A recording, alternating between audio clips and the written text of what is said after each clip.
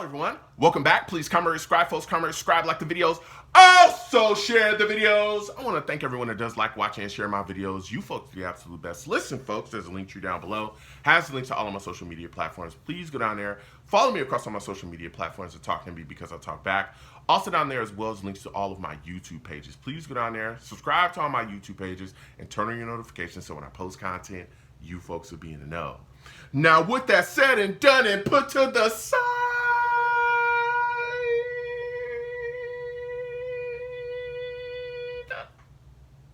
I've come to talk to you folks today about Aaron Rodgers, right? Aaron Rodgers is being talked about. He's going to play in the final preseason game that the Jets have against the Giants. We're going to be discussing that. We're also going to be discussing some of the standouts from the Jets-Bucs game that just recently happened, okay? There's some guys that did some good things, and I'm going to talk about it. But first, we're going to start with the news about Aaron Rodgers, all right? Listen, reports are swirling, reports are out that Aaron Rodgers will suit up for the New York Jets in the final preseason game against the Giants. Now, we know that Sulla has talked about this, okay? And he told the media a while ago, hey, look, the first 3 games, no. But that last game, maybe. Even Aaron Rodgers himself came out and said, you know, I wouldn't mind going out there. I wouldn't mind, right? And now it seems like it's going to happen, all right? Now, there are no reports and no word of how long he's going to be out there. So we'll see, right? And we'll see who else is going to be out there. I would guess that it's going to be a host of other starters out there if Aaron Rodgers is out there, right? Now, keep in mind, Aaron Rodgers has not played a preseason game since 2018. Woo! Okay. Now, there's a lot of Jets fans that are upset. They're like, why do you want to put Aaron Rodgers out there? Why does he need to play? Why does he need to do this? Don't do it, blah, blah, blah, right? And I'm of a different mind. I kind of feel like this is needed, and here's why, okay? There are major expectations for this New York Jets offense this upcoming season. I'm talking major, okay?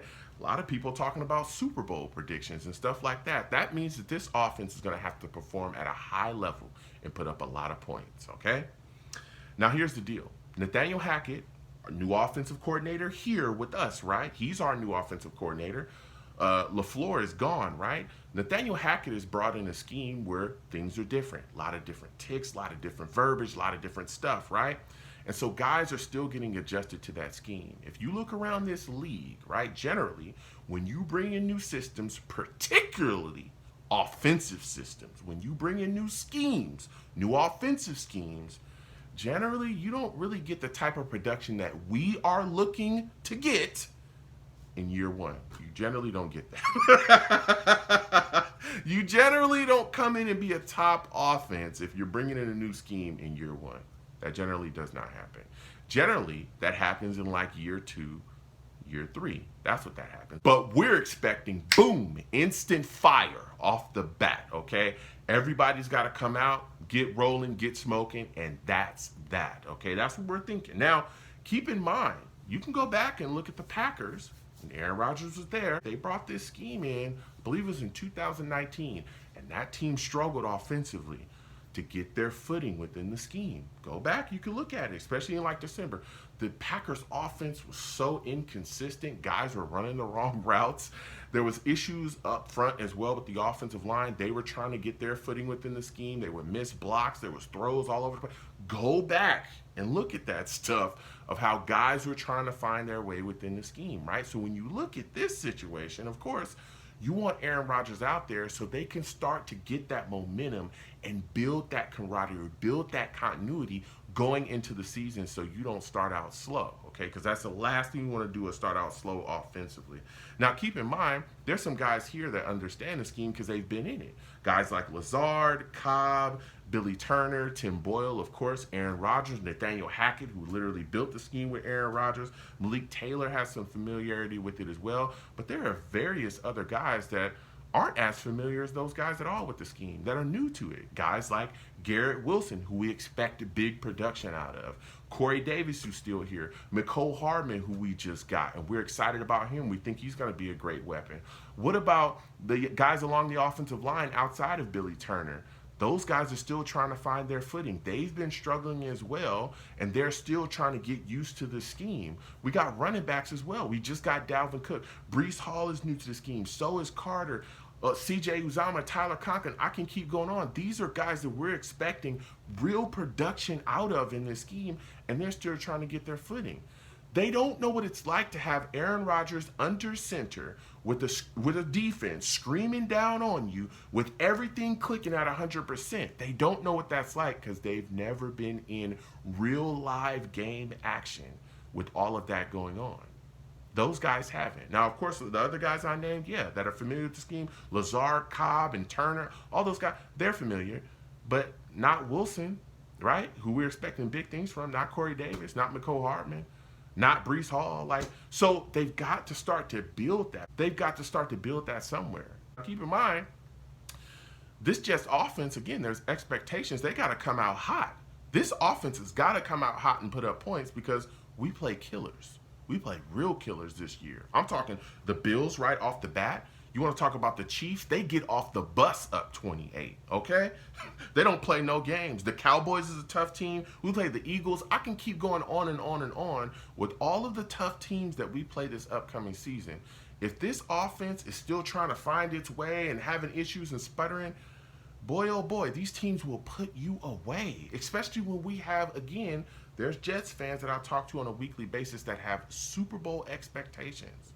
You have to have these issues fleshed out, and again, this offense has to start hot. We got to come out the gates ready to go, ramped up, and ready to put it on everyone. Because let me tell you something. We got a bunch of primetime games this upcoming season. We're on Hard Knocks. We're on everybody's mind. We're on every single sports station everywhere. Every team we play this year is going to play us like they're in the Super Bowl. No lie. Even the teams that we think are trash are going to come out and play us and give us their best shot. We have to be ramped up and ready to go offensively. We have to be. So I don't have a problem with this. Of course, I do not think Aaron Rodgers should play more than maybe 1 or 2 series. I doubt that they have him out there for a full quarter. I doubt it. I think it's 1, 2 series, get some figure out what's going on. If there were some issues that arise, figure out those issues and get going. That's what I think this is going to be. But they have to get something out there with him out there. I believe they have to. Comment down below. Let me know what you think, all right? I don't think this is a bad thing. I think it's a good thing. Just make sure he's protected, okay? Now, going to the Jets and Bucs game really quickly. Of course, Jets and Bucs just had a game. And I want to talk about some of the standouts from this game. I want to start with the Jets offense. The guy that stole the show for me offensively, Mekhi Becton. Boy, was he dominant. Man, he was so dominant. He had 25 snaps. He was phenomenal. A bully in the running game. I wish I could put the clip in here. I can't. Of him just basically taking this Bucs defender and pushing him down to the ground, and then the guy was trying to recover, and he just finished him. Just absolutely finished him, and he couldn't get nowhere. He was just so physically dominant in this game. It was insane. There are no questions that need to be asked about Mekhi anymore. He needs to be getting reps with the first team, and he should be the New York Jets starting right tackle because, again, my theory, he never had a chance to win the New York Jets starting left tackle position at any point. It's Dwayne Brown's position unless he, something happens to him. But Mekhi should absolutely be the New York Jets starting right tackle. That's a done deal in my mind. So hopefully, right, we get him, we'll be seeing him get first team reps, right?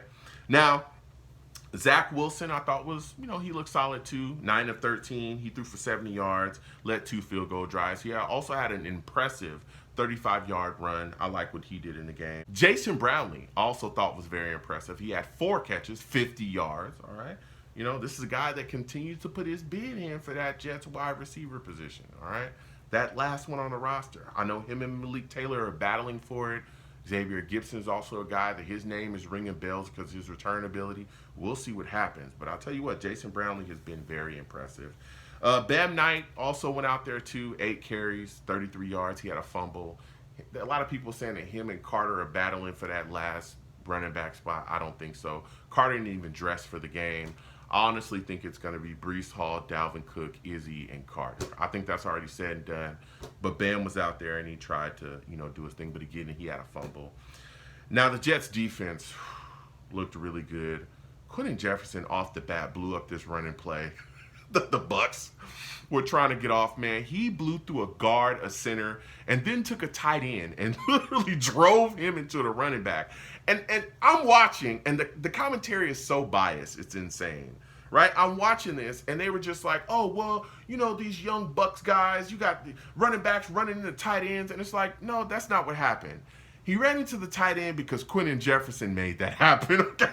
Quentin Jefferson said, I finished your homeboys up front on the offensive line. Oh, you want some? I'll give you some of it too. Smack that fool and push him into a running back as well. You know what I'm saying? That's what happened. Tanzil Smart as well blew up a running play too. He looked really good. This Jets defensive line is so deep. It's insane, okay? Now, Huff and McDonald as well were putting major pressure on Trask, the Bucs quarterback. Now, the numbers, they weren't getting sacks, they weren't getting home, but honestly, and I'm going to keep it all the way real with you, if you watch the game, comment down below. The Bucs offensive line was holding a lot, and there were no flags on it. Listen, McDonald put a spin move on one of the Bucs offensive linemen, and he got to Trask so fast it was insane, right?